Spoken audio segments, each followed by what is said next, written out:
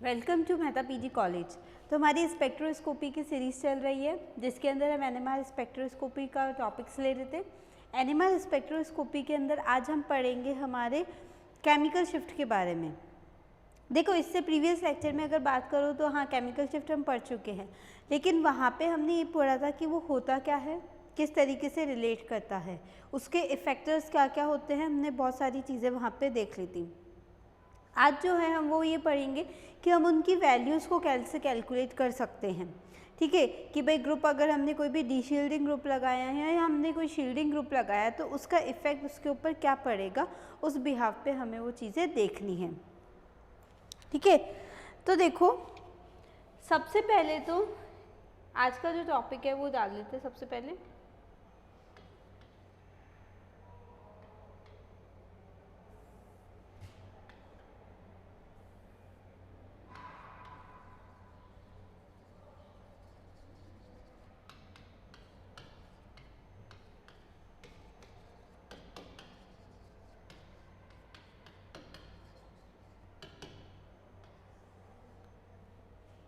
Calculation of chemical shift. ठीक है, अब देखो कैलकुलेशन करने से पहले हमें कुछ प्रोटॉन्स की स्टडी के बारे में पता है, साथ ही साथ हम कुछ फैक्टर्स की स्टडी भी कर आए थे वहाँ पे। ठीक है, अब फैक्टर्स की स्टडी क्या क्या थी, तो देखो हमने ये बोला था कि जब केमिकल शिफ्ट पढ़ाया था तो कुछ वैल्यूज़ अगर हमें याद हैं तो हम बाकी की वैल्यूज़ को कैलकुलेट कर सकते हैं ईजिली। कुछ तो हमें देखो याद करनी ही पड़ेंगी, है ना, लेकिन उसके अंदर अब कोई हम ग्रुप ऐड कर दे वो चीज़ हमें बतानी है। उसके लिए मैं एक चार्ट बताऊंगी, वो चार्ट ही सब कुछ होगा।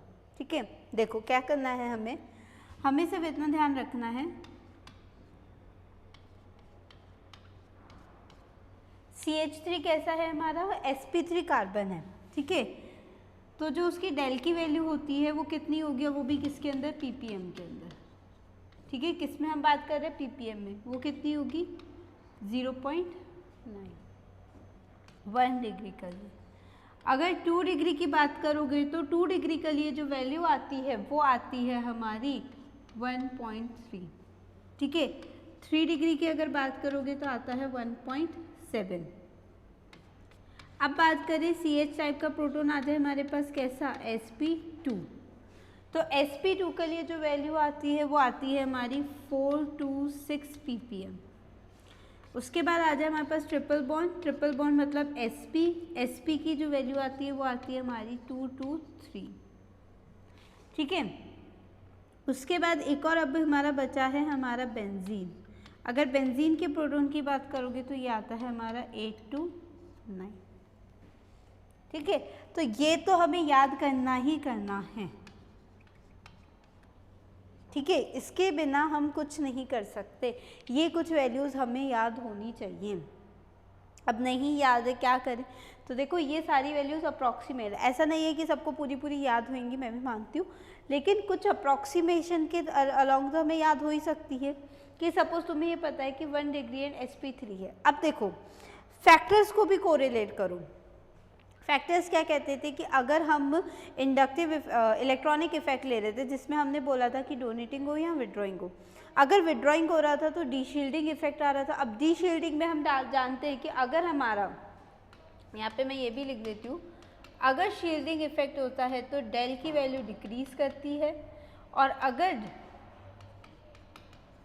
डी शील्डिंग होता है तो डेल की वैल्यू मेरी इंक्रीज करती है। ये 2-3 कॉन्सेप्ट हमें पता होने चाहिए। ठीक है, तो बस उसी से रिलेट करना है। देखो 1 डिग्री जो होता है उसकी पता है तुम्हें इलेक्ट्रोनेगेटिविटी कम होती है एज़ कम्पेयर टू मेरे sp के। तो जैसे जैसे इलेक्ट्रोनेगेटिविटी बढ़ती जाएगी तो वैसे वैसे डेल की वैल्यू भी तो इंक्रीज करेगी, क्योंकि इलेक्ट्रॉन विड्रॉइंग नेचर इंक्रीज हो रहा है। और इलेक्ट्रॉन विड्रॉइंग, देखो तुम्हें ये पता होना चाहिए electronegativity directly proportional to minus है, और माइनस है जानते हो कैसा था, इलेक्ट्रॉन विड्रॉइंग ग्रुप।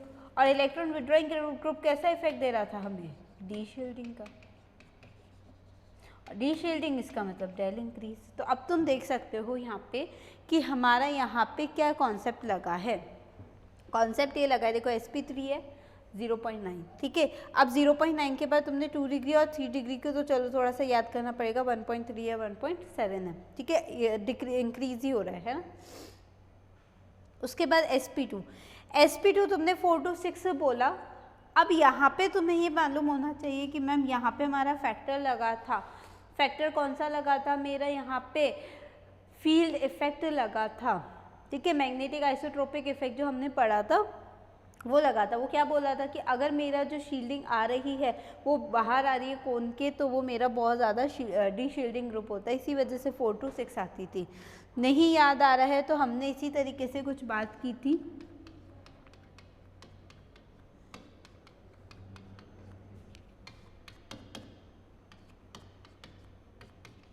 यहाँ पे हमने यही बताया था कि यहाँ पे भी हमारा इंड्यूस हो रहा था, और इंड्यूस हो रहा था तो हमने ये बोला था कि विद इन द न्यूक्लियस जो मैग्नेटिक फील्ड थी वो मेरी जो थी वो इस डायरेक्शन में आ रही थी, जो कि मैग्नेटिक फील्ड, और इसके क्या आ रही है, अपोजिट डायरेक्शन में आ रही है।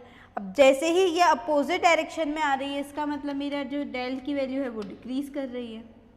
यहाँ पे क्या हो रहा था, जब यहाँ पे हमने जनरेट किया था तो मेरे प्रोटॉन के पास जो जनरेशन था वो डायरेक्ट उसी की डायरेक्शन में आ रहा था यहाँ पे। अब जैसे ही ये जो था वो डायरेक्टली प्रोटॉन के पास आ रहा था, तो मैंने ये बोला था, सॉरी एक मिनट, यहाँ पे नहीं, न्यूक्लियस के पास नहीं, हमें तो इस प्रोटॉन के पास देखना था ना, तो प्रोटॉन के पास क्या आ रहा था, ये आ रही थी, तो यहाँ पे जो ग्रुप हो रहा है वो मेरा डेल की वैल्यू इंक्रीज कर रहा है, क्योंकि इंक्रीजिंग कर रहा था, नेट मैग्नेटिक फील्ड को क्या कर रहा है, इंक्रीज कर रहा है। और जैसे ही नेट मैग्नेटिक फील्ड को इंक्रीज कर रहा है, इसका मतलब क्या हो रहा है, डी शील्डिंग, और डी शील्डिंग की वजह से इसकी वैल्यू इंक्रीज हो जाएगी। यहाँ पे जो था मेरा, ये देखो यहाँ पे क्या हो रहा था कि जो ये मेरा प्रोटॉन है, प्रोटॉन के पास जो इंडक्शन हो रहा था वो इस डायरेक्शन में हो रहा है, और इस डायरेक्शन में मैग्नेटिक फील्ड डिक्रीज करती है, डिक्रीज करेगी तो क्या होगा, शील्डिंग होगी, और शील्डिंग होगी तो डेल की वैल्यू डिक्रीज करेगी। इसी वजह से जो हमारा एसिटाइलिन मॉलिक्यूल था उसके लिए हमने 2 to 3 वैल्यू लिख रखी है, मतलब sp कार्बन के लिए, और जो मेरा sp2 कार्बन है उसके लिए हमने 4 to 6 ppm लिख रखी है, क्योंकि ये वाला जो है ये हाईली डी शील्डेड आ जाता है। और अगर बेंजीन की बात करें तो बेंजीन का इफेक्ट भी हमने रिंग करंट इफेक्ट से देखा था। देखो हमने यही चीज़ बोली थी कि यहाँ से इसका जनरेशन हो रहा था, तो हमने ये बोला था कि विद इन द न्यूक्लियस ये जो प्रोटॉन्स आ रहे थे ना हमारे, ये जनरेट हो रहे थे, और जैसे ही जनरेट हो रहे थे तो जो मैग्नेटिक फील्ड यहाँ पे आ रही है, देखो प्रोटॉन के पास जो मैग्नेटिक फील्ड है वो किस डायरेक्शन में है, with in the along the magnetic field की डायरेक्शन में, और जैसे ही आ रहा था हमने यही तो बोला है कि नेट मैग्नेटिक फील्ड इंक्रीज करती है तो डेल की वैल्यू भी इंक्रीज करेगी। इसका मतलब ये हाईली डी शील्डेड प्रोटॉन आया था, इसी वजह से हमने इसकी वैल्यू 8 to 9 ppm के अराउंड लिखी है, ठीक है। तो इसी वजह से अब देखो इफेक्ट याद है ना हमें, अगर फैक्टर्स याद है तो हमने सिर्फ इतना ही तो लिखा, हमने हमारी वैल्यूज़ को यहाँ पे लिखा है, तो ये चार्ट याद होना चाहिए। अगर फैक्टर्स भी नहीं याद आ रहे हैं तो ये बेसिक वैल्यूज़ है जो हमें याद होनी चाहिए, उसके बाद है ना हम पूरा का पूरा याद कर सकते हैं कॉन्सेप्ट, ठीक है। अब देखो अब क्या करना है हमें, अब हम बात करेंगे कि अब मैम कैसे हम लास्टली करें, ठीक है। हमें तो सीखना है कि कैसे और क्या वैल्यूज़ आएंगी जो हमारी ये बताएंगी कि हमारा ग्रुप जो है वो शील्डेड है, डी शील्डेड है, कितना उसके अंदर इंक्रीज़ करे। अब सपोज कि मैंने ये बोला कि CH3COCH3 है, हमें ये पता है, तुम्हें सिग्नल निकालना आता है, मल्टीप्लिसिटी निकालना आता है, मैं उसकी बात नहीं करूँगी, ठीक है। ए और ए टाइप का प्रोटॉन है। CH3 का लिए तुम वैल्यू जानते हो, अभी तुमने लिखी है 0.9 होती है, हाँ ठीक है होती है। अब तुम्हें ये पता है कि ये जो CO है ये मेरा इलेक्ट्रॉन विड्रॉइंग ग्रुप है, इलेक्ट्रॉन विड्रॉइंग ग्रुप है तो डेल की वैल्यू इंक्रीज करेगा, तो इसका मतलब इस प्रोटॉन के ऊपर इसका इफेक्ट पड़ेगा, क्योंकि नेबरिंग जो हमारा है कार्बन उसका इफेक्ट इसके ऊपर पड़ेगा। क्यों? क्योंकि अगर इलेक्ट्रॉन विड्रॉइंग नेचर का है तो ये इलेक्ट्रॉन इसे खींचने की कोशिश करेगा, खींचेगा तो इसके ऊपर कमी आएगी, और इसके ऊपर कमी आती है तो इलेक्ट्रॉन डेंसिटी अगर कम होती है तो डेल की वैल्यू क्या करेगी, इंक्रीज करेगी, क्योंकि डी शील्डिंग हो जाएगी ना। इलेक्ट्रॉन डेंसिटी का डी शील्डिंग और शील्डिंग में हम यही तो पढ़कर आए थे, अगर इलेक्ट्रॉन डेंसिटी इंक्रीज करती है तो हमारा शील्डिंग होती है, और अगर डिक्रीज करती है तो डी शील्डिंग होती है। भाई डी से डी इलेक्ट्रॉन डेंसिटी डिक्रीज याद करो ना, डी भाई डी से क्या याद करना है तुम्हें, डिक्रीज होना।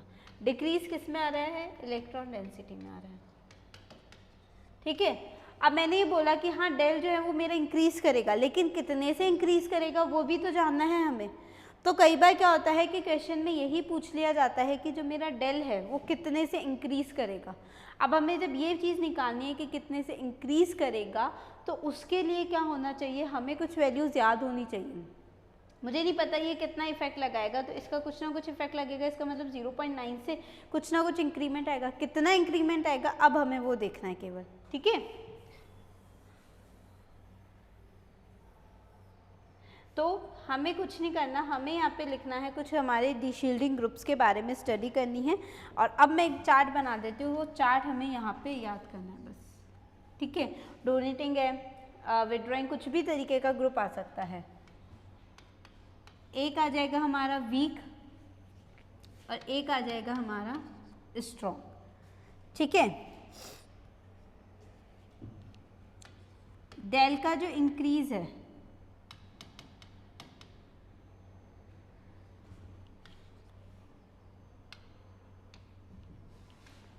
डेल का जो इंक्रीज है अगर वो लेस देन 2 ppm है तो वो वीक में आता है, और अगर डेल का इंक्रीज जो है वो ग्रेटर देन 2 ppm है तो वो ऐसे ग्रुप्स हमारे स्ट्रॉन्ग के अंदर आते हैं। बस यही ध्यान रखना है, ज़्यादा इंक्रीमेंट नहीं होगा हमारा, 2 ppm या 2 से ज़्यादा होता है, और जो मैक्स टू मैक्स आता है वो 3 तक चला जाता है हमारा, ठीक है। अब 2 के अंदर तुमने लेस देन बोला, इसका मतलब कुछ 1 को इंक्रीज करेगा, कुछ हमारा 1.5 को इंक्रीज करेगा, ठीक है।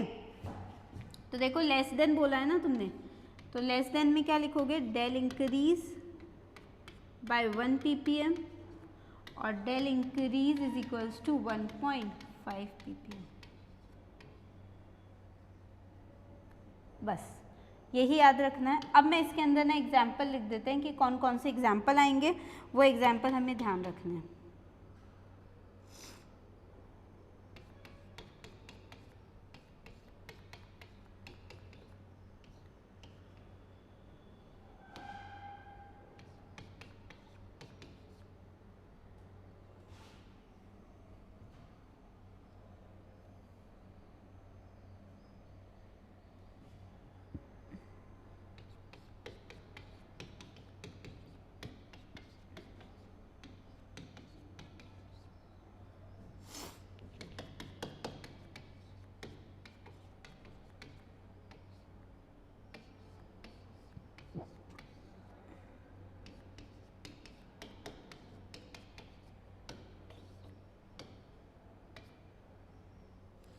ठीक है, तो ये कुछ हमारे एग्जाम्पल्स हो गए इसके।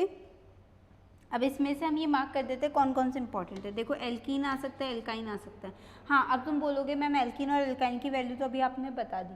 हाँ मैंने बता दी, लेकिन अगर मेरे पास कोई और प्रोटोन आ रहा है और उसके साथ ये अटैच्ड है तो उसके लिए भी तो देखना पड़ेगा ना। हमने बात करी कि इसके जो साथ प्रोटोन है उसकी वैल्यू है इतनी, तो लेकिन अगर इसको मैं किसी और के साथ अटैच कर रही हूँ, सपोज मैंने ये बोला कि मेरा CH3 CH double bond CH है, तो मुझे इन दोनों प्रोटोन्स की वैल्यू तो पता है, लेकिन इस वाले प्रोटोन के ऊपर ये भी तो कुछ ना कुछ इफेक्ट डाल रहा होगा, तो मुझे पता है ये 0.9 है। अब इसका दोनों का इंक्रीमेंट कितना होगा, एल्कीन आ गई तो सीधे 1 ppm कर दोगे, कितना आ जाएगा 2.9 1.9 सॉरी, है ना। तो इस तरीके से, ठीक है। तो कंफ्यूज नहीं होना है कि यहाँ पे क्यों हमने लिखा है, अगर हमारा इफेक्ट आ जाता है तो हमें ये भी देखना है। COH कीटोन, SH SR, ठीक है, NH2 NR2 बेंजीन 1.5 के अप्रॉक्स इंक्रीज करेगा।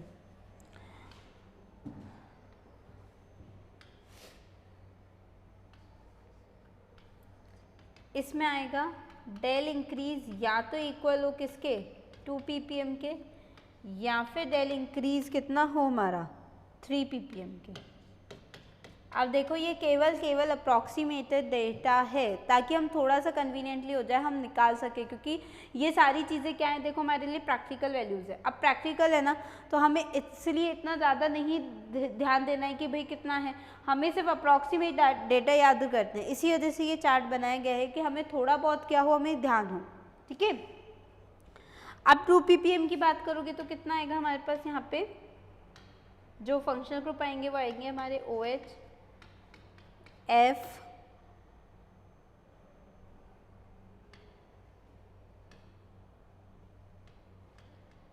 इधर आएगा, ठीक है, इधर आएगा X not equal to F। मतलब X सारे हो सकते हैं, क्लोरीन, ब्रोमीन, आयोडीन, ठीक है, लेकिन F नहीं हो सकता। F आते ही 3 ppm, क्योंकि देखो ये बहुत ज़्यादा इलेक्ट्रोनेगेटिव ग्रुप होता है, इस वजह से ज़्यादा डीशील्डिंग करेगा, क्योंकि तुम्हें पता है F इज़ मोर इलेक्ट्रोनेगेटिव।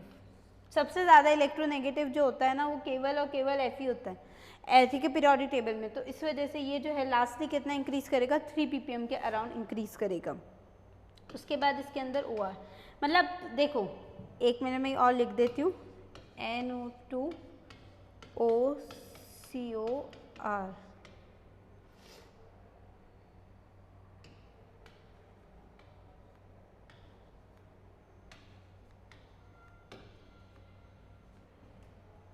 अब देखो ये चार्ट ही है ना, सारी कहानी बोलेगा। पहले तो स्क्रीनशॉट ले लो इसका, है ना। अब इस चार्ट के अकॉर्डिंग तुम्हें ये चीज़ें याद होनी चाहिए कि हमें कैसे लिखना है। हमें सिर्फ इतना ध्यान रखना है कि ये ग्रुप मेरे 1 ppm से इंक्रीज़ करेंगे, ये वाले ग्रुप मेरे 1.5 ppm से करेंगे, ये 2 ppm से और वो 3 ppm से। याद कैसे करोगे, थोड़ा सा ट्रिक अप्लाई करो। देखो हमने यहाँ पे जितने भी बताया मैंने कार्बन से रिलेटेड बताया। अब कार्बन तुम्हें पता है लेस इलेक्ट्रोनेगेटिव होता है, इस वजह से क्या करेगा, केवल और केवल 1 ppm से करेगा।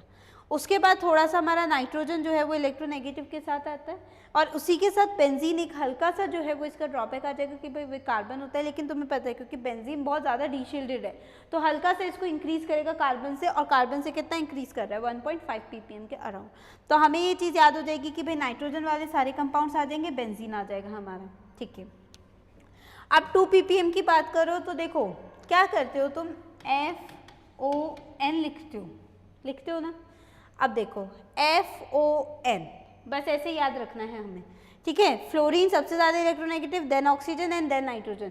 तो नाइट्रोजन लेस है तो 1.5 के अराउंड इंक्रीज कर रहा है, तो कार्बन हो गया, ठीक है। हम ऐसे ही तो लिखते हैं CFON, ऐसे ही तो चलते हो, है ना।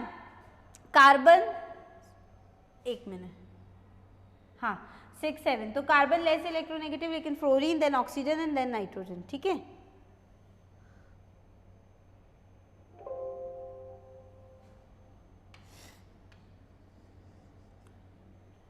अब हमें ये तो पता है कार्बन होता है देन नाइट्रोजन, ठीक है। और 1 मिनट, शायद मैंने वहाँ कुछ गलत लिख दिया ना, carbon, nitrogen, oxygen and fluorine, 6 7 8, हाँ ठीक है। बस यही सीरीज होती है ना हमारी, इसी को याद करना है हमें, carbon, nitrogen, oxygen and fluorine, अपने आप याद हो जाएगा। अब ये ध्यान रखना है कि फ्लोरीन के जो नीचे वाले थे ना वो इसमें आ रहे थे, क्यों, क्योंकि फ्लोरीन मोर इलेक्ट्रोनेगेटिव है। इसके अंदर हाँ नाइट्रोजन आ रहा है, नाइट्रो ग्रुप एक ज़्यादा है, क्योंकि देखो नाइट्रो के अंदर क्या हो रहा है तुम्हारा, नाइट्रोजन ऑक्सीजन दोनों कंबाइन हो रहे हैं एंड दोनों इलेक्ट्रोनेगेटिव है, जिस वजह से बहुत ज़्यादा इसका इलेक्ट्रोनेगेटिविटी इंक्रीज हो जाएगी, जिसकी वजह से विड्रॉइंग नेचर इंक्रीज होगा, और विड्रॉइंग नेचर इंक्रीज होगा तो क्या इंक्रीज हो जाएगा, साथ ही साथ हमारा डीशील्डिंग पावर इंक्रीज हो जाएगा। डीशील्डिंग कितने से करेगा, इसको 3 ppm से इंक्रीज कर देगा, ठीक है। तो ये हो गया अब हमारा चार्ट पूरा का पूरा रेडी है ना। अब देखो अब क्या करना है, अब हम है ना कुछ क्वेश्चन सॉल्व करेंगे जिनसे हम इनकी वैल्यूज़ को और निकालना सीखेंगे कि ये चार्ट हमें क्या कहना चाहता है, क्या कहानी ये कह रहा है, ठीक है। आ जाओ। अब देखो कुछ हम न्यूमेरिकल सॉल्व करेंगे यहाँ पे,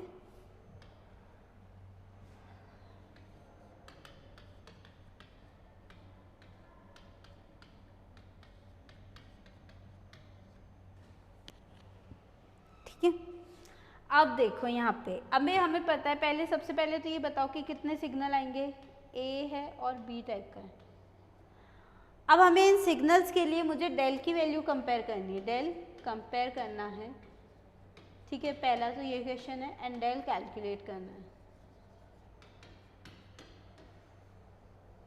कंपेयर एंड कैलकुलेट, ठीक है। अब देखो कंपैरिजन करने के लिए तो सिंपल सा तुम्हारे पास एक कॉन्सेप्ट होना चाहिए कि मैम ए और बी टाइप का प्रोटॉन है, CH3 के पास जो है वो कैसा नेचर आ रहा है, मेरा CO ग्रुप आ रहा है इलेक्ट्रोनेगेटिव, ठीक है। अब देखो कुछ चीज़ें ऐसी आती है तुम्हारे पास कि बी के पास ज़्यादा इलेक्ट्रोनेगेटिव ग्रुप है, ऑक्सीजन, देखो ऑक्सीजन है ना, CH3 जो है CH3 के पास मोर इलेक्ट्रोनेगेटिव ग्रुप है, ठीक है।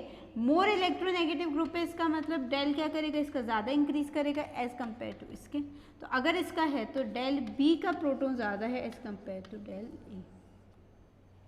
ठीक है, केमिकल शिफ्ट जो आएगी वो बी की ज़्यादा आएगी, क्यों? क्योंकि ऑक्सीजन मोर इलेक्ट्रोनेगेटिव है देन कार्बन। ठीक है, अब बात करें इसकी कैलकुलेशन की। तो देखो, अगर हमें कैलकुलेशन करना हो इसका तो क्या करोगे? कुछ नहीं करना। देखो, CH3 प्रोटॉन की बात करोगे, तुम्हें ये पता है इसके लिए जो वैल्यू लिखी थी अभी हमने लिखी थी 0.9 होती है। ठीक है, अभी जब प्रीवियस हमने बात करी कि अगर CH3 के साथ कोई भी CO ग्रुप होता है तो उसका लिए जो इंक्रीमेंट आता है वो 1 का आता है। नहीं आ रहा, लो पीछे चेक कर लो, COH बात करी थी ना, CORO या COH, दोनों का इंक्रीमेंट कितना आता है? 1 का आता है। तो ऐड कर दो 1, जैसे ही 1 ऐड करोगे आंसर कितना आएगा? 1.9। बात करें इस वाले CH3 की, ये भी 0.9 ही होता है क्योंकि 1 डिग्री कार्बन है। जैसे ही 1 डिग्री कार्बन के पास तुमने ऑक्सीजन लेकर आए, अब ऑक्सीजन के लिए देखो तुम कितना ऐड कर रहे थे यहाँ पे, OCOR, यही ग्रुप है ना तुम्हारा, OCOR ही तो ग्रुप है। कितना इंक्रीज करोगे? 3 ppm के अराउंड इंक्रीज करेंगे। ठीक है, ये भी एक कॉन्सेप्ट था। अब देखो, अगर यहाँ तुम 3 के अराउंड इंक्रीज करोगे तो क्या वैल्यू आएगी इसकी? 3.9 आएगी। अपने आप पता लग गया ना, del B greater than del A आ रहा है 3.9 और 1.9। इसी तरीके से बस हमें केमिकल शिफ्ट की वैल्यूज़ यहाँ पे निकालनी होती है। कई बार क्वेश्चन में पूछ लिया जाता है। अब देखो क्वेश्चन कैसे पूछता है, बहुत सारी चीज़ें यहाँ पे पूछी जाती है। अब प्रोटॉन है ना मेरा, अब देखो NMR क्या है कि NMR अब तुम्हें सारा डेटा प्रोवाइड कर रहा है कि तो अगर तुम्हें पता है कि तुम्हारा, अगर तुम्हें सिर्फ स्पेक्ट्रा गिवन है और स्पेक्ट्रा जैसे तुम्हें 1.9 पे गिवन है, इसका मतलब कहीं ना कहीं समझ जाओ हाँ CH3 तो होगा मेरा प्रोटॉन। CH3 के साथ डेफिनेटली है कि कुछ ना कुछ इलेक्ट्रॉन विड्रॉइंग नेचर का ग्रुप लगा होगा। अब इलेक्ट्रॉन विड्रॉइंग कैसा है वो तुम्हें देखना है और वो समझना है। ठीक है, अब उसके बाद देखो, अब चेक करो यहाँ पे, अब अगर तुम बात करो तो इसके लिए जो पीक आएगी, मल्टीप्लिसिटी भी कैलकुलेट कर लो, कितना आएगा? इसके पास कुछ नहीं है, क्या आएगा? सिंगलेट। साथ ही साथ इसके लिए भी कितना आएगा? सिंगलेट। इंटेंसिटी तो पता ही है, सिंगलेट के लिए 1 ही होगी, तो इंटेंसिटी एक पीक ही मिलेगी। स्पेक्ट्रा अगर ड्रॉ करोगे तो अब देखो, स्पेक्ट्रा भी ड्रॉ कर सकते हो ना। अब तुम्हें पता है 3.9 है, इसका मतलब कहीं ना कहीं इधर ला करेगा। लो 1 2 3 4 5, तुम्हें पता है 0 से शुरू होता है, इसका मतलब 1.9 है, मतलब लगभग 2 मान लो इसको। तो जो पीक में हमें यहाँ पे, एक मिनट, जो मुझे पीक मिलेगी वो लगभग यहाँ पे मुझे इस तरीके से मिलेगी। अब 3.9 है, 3.9 कहाँ मिलेगा? मतलब लगभग 4 के आसपास। तो ये पीक मुझे इस तरीके से। तो जब हमें ये डेटाज याद हैं तो हम क्या कर सकते हैं? स्पेक्ट्रा ड्रॉ कर सकते हैं। और नहीं तो एक और चीज़ हो सकती है कि इस स्पेक्ट्रा के बिहाफ पे हम इस मॉलिक्यूल को भी कैलकुलेट कर सकते हैं।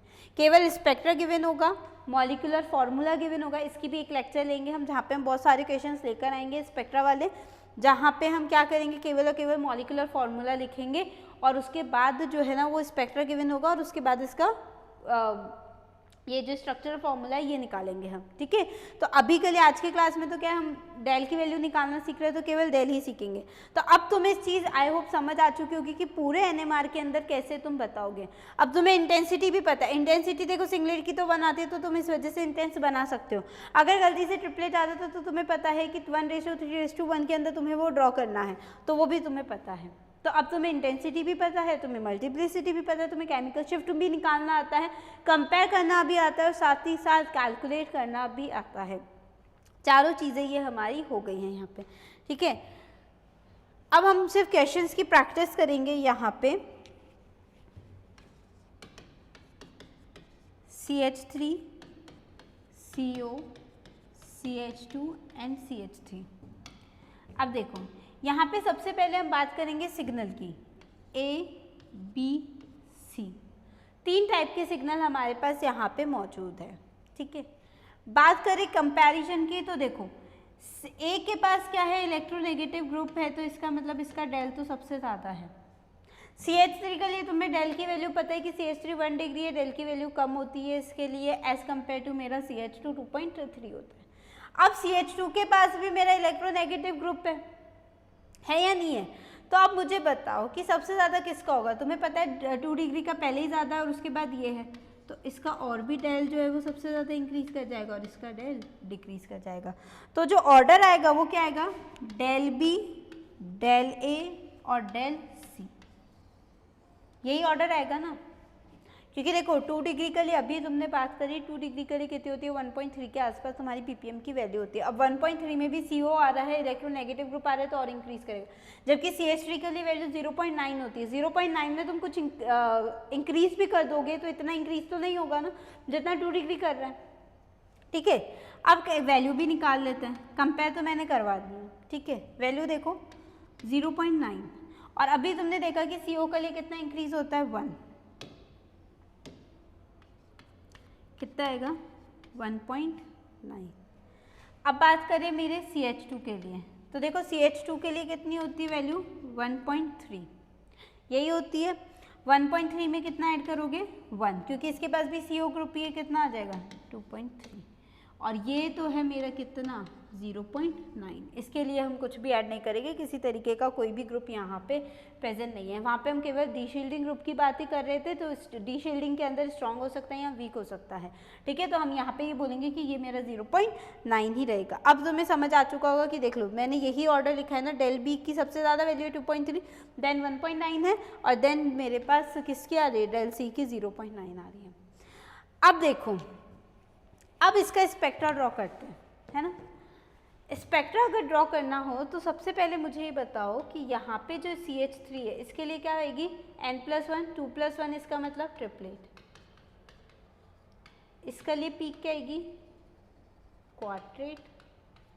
इसके लिए क्या आएगी, सिंगलेट, यही आएगी। अब बस हमें हम स्पेक्ट्रा ड्रॉ करते हैं हमारा।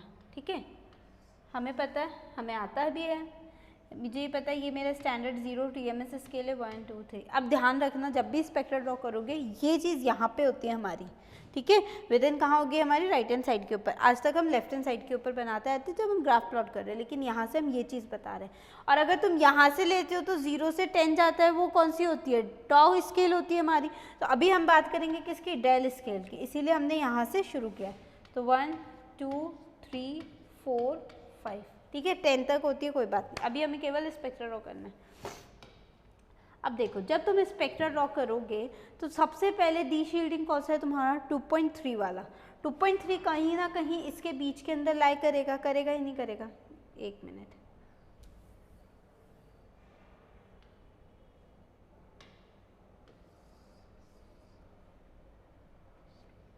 वन 2 3, थोड़ा गैप दे दिया मैंने ताकि क्या हो कि समझ आ जाए। ठीक है, वरना अभी वहाँ पे ड्रॉ करती मैं तो नहीं आता समझ में। अब 2.3 है, 2.3 किसके लिए आ रहा है, बी वाले के लिए। बी वाले के लिए जो आ रही है वो पी कैसे आ रही है, क्वाड्रेट। कहाँ पे 2.3, मतलब कहीं ना कहीं यहाँ पे लाई करेगी। अब क्वाड्रेट बनाने के लिए तुम इसी तरीके से पीक बनाओगे, 1:2:2:1 के अंदर ही आ गई इंटेंसिटी। उसके बाद कहीं ना कहीं 1.9 आ रही है, जो पीक तुम्हें यहाँ पे मिलेगी वो यहाँ पे तुम्हें सिंगलेट मिलेगी। ठीक है, उसके बाद तुम्हें जो पीक मिली वो 0.9 के ऊपर यहाँ पे मिलेगी, और वो भी कैसी मिलेगी, ट्रिपलेट मिलेगी। तो तुम इस तरीके से अपना स्पेक्ट्रा भी ड्रॉ कर सकते हो।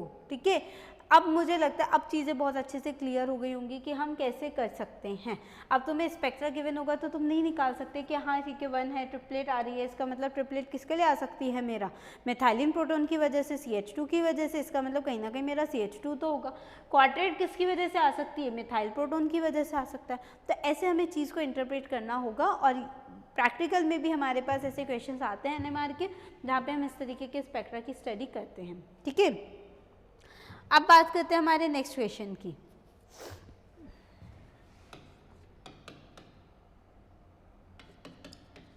CH3 CH2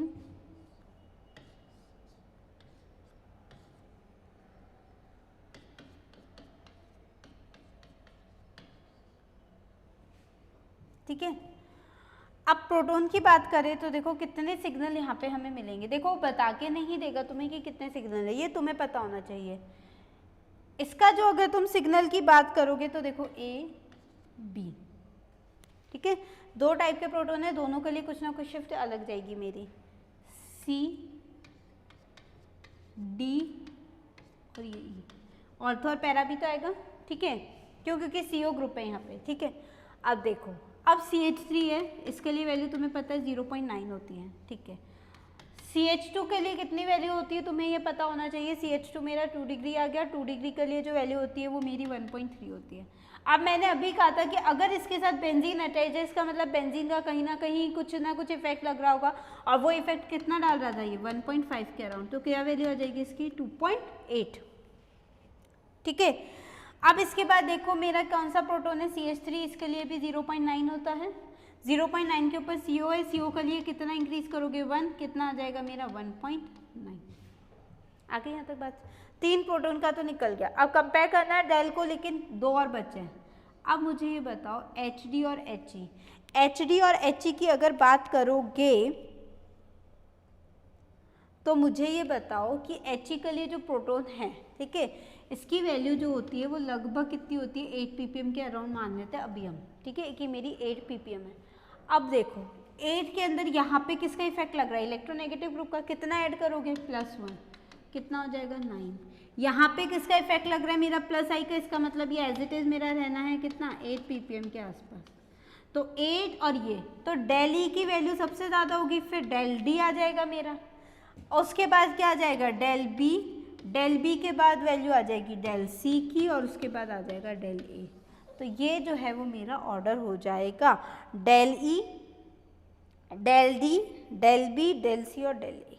आ गई बात समझ में, ठीक है। यहाँ पे भी हम प्रोटोन की वैल्यू चेक कर सकते हैं, क्योंकि देखो HE और HD को, हाँ ये पता है कि 8 से 9 ppm के अराउंड होती है बेंजीन के प्रोटोन की, लेकिन उसके साथ कुछ ना कुछ इलेक्ट्रॉन विड्रॉइंग ग्रुप लगा होगा, या यहाँ पे किसी तरीके का डोनेटिंग ग्रुप लगा होगा। तो डोनेटिंग के लिए हम ये बोलते हैं कि हम उसके लिए किसी तरीके का इंक्रीमेंट नहीं करते, क्योंकि देखो अगर डोनेटिंग है तो डेफिनेटली इसको कुछ ना कुछ इसने शील्ड करा होगा, शील्ड करा होगा तो हम ये मान लेते हैं हाँ डिक्रीज करा होगा, उसने कुछ ना कुछ इलेक्ट्रॉन डेंसिटी डिक्रीज कर रही है, ठीक है, सॉरी मतलब ये इसको दे रहा है तो इलेक्ट्रॉन डेंसिटी इंक्रीज कर रहा है, इलेक्ट्रॉन डेंसिटी इंक्रीज कर रहा है तो शील्डिंग डिक्रीज कर रहा है, शील्डिंग डिक्रीज करेगा तो इसका मतलब डी वाले का जो है वो ई वाले से कम हो जाएगी केमिकल शिफ्ट की वैल्यू। इस तरीके से हम चीज़ों को कैलकुलेट कर सकते हैं।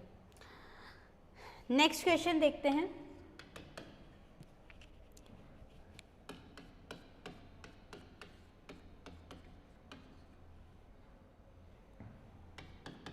अब तुम्हें ये पता है कि अगर मैं CH3 यहाँ पे जोड़ दिया है तो मुझे एक ही तरह का सिग्नल मिलेगा, यहाँ पे A मिलेगा, और ये मतलब देखो B का भी कुछ ना कुछ तो होगा ना, सिग्नल जरूर तुम एक ही बोलोगे यहाँ पे कि हमें जो सिग्नल होता है वो एक ही मिलता है, किसकी वजह से, किसकी वजह से, प्रोटॉन की वजह से, लेकिन इसका मतलब ये नहीं है कि हमारा जो चीज़ है वो यहाँ पे H का कुछ इफेक्ट नहीं होगा, क्योंकि हमें डी शील्ड कर रहा है, और डी शील्ड कर रहा है तो हमें ये पता है 8 to 9 ppm होती है इसकी वैल्यू। अब 8 to 9 ppm के साथ कुछ CH3 है तो इसका मतलब इसको लगभग डिक्रीज करेगा, लेकिन बेटा इसका तो 0.9 है, इसका मतलब इस B वाले का जो है वो डेल से A से ज़्यादा होगा, होगा नहीं होगा, डेफिनेटली होगा, ठीक है।